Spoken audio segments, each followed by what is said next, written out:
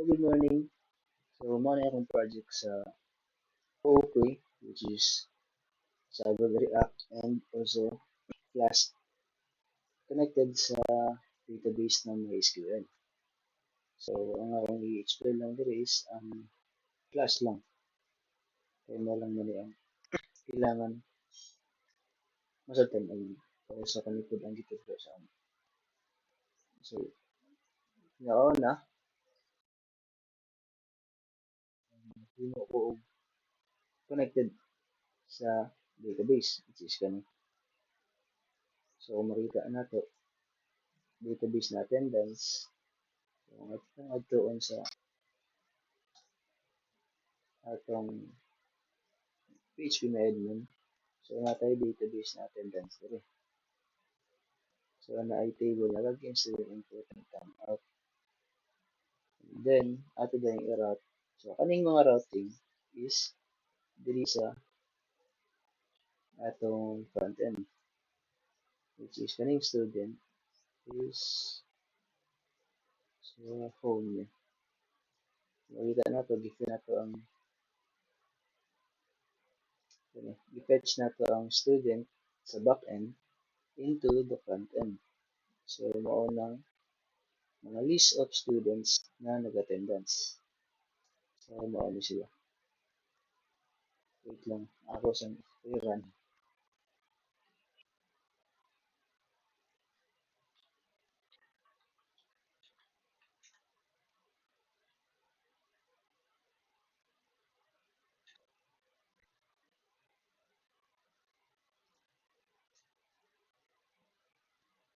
Panara. So, aning mga student na nag-attendance. So, na-date dire and purpose and year and course. So, kung mga na punta sa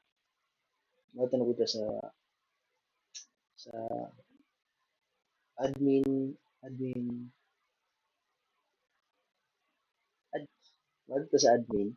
So, makita na to ang kanina mga students. So, atong i-change na which is login. So, may ang nakasave daan. So, aning ano, username is daan dito sa database.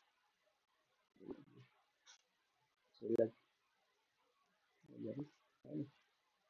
so nara, aclsilver@admin.com. So, mo nang nakabutang. So, kailangan mo ng email and also ang password is AACCLLCC.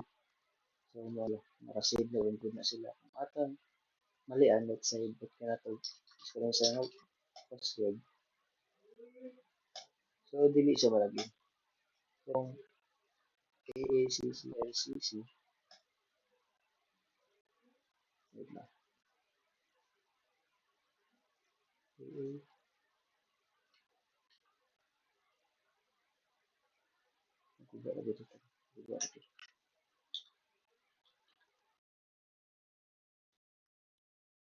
Atong i-login ako.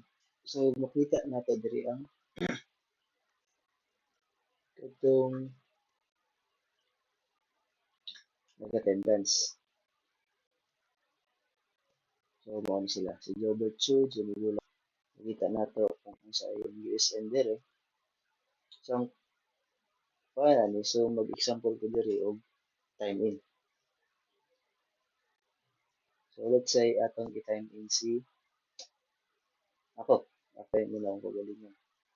So, akong i-copy ang akong USN. Purpose na ako is to sleep naman sa library. So, kung ako ning i-check, is makita ang information ako para ma-ensure kung sakto nga kung na-type USN. So, pwede na nyo back and then once na ready na masubmit, so pwede na rin i-submit. And then, method.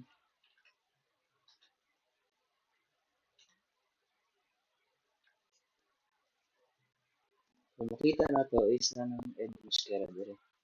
So, ang second year, ang purpose na gibutang dito is week. And then, ang date din karon. So, sa student.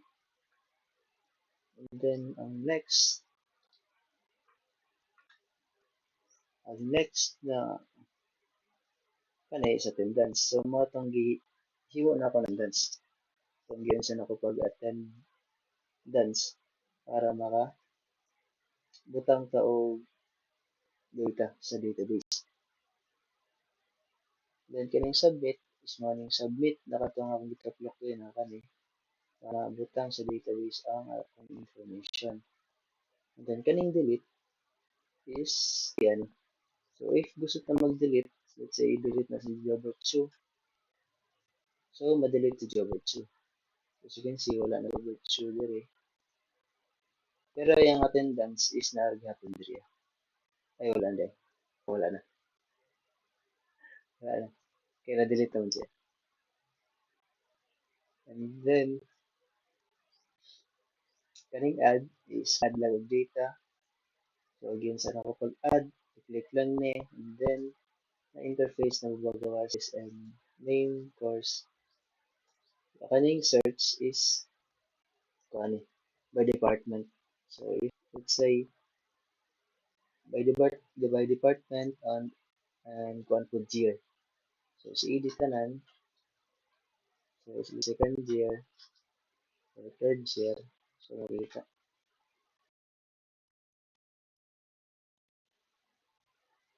Kani ang filtering sa name.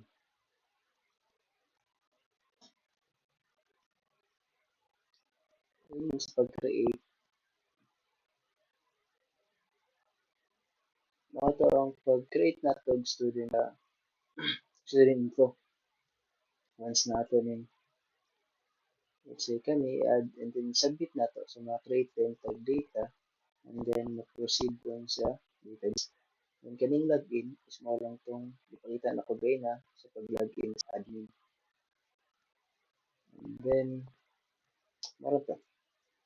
So mo lang niya project sa OOP. So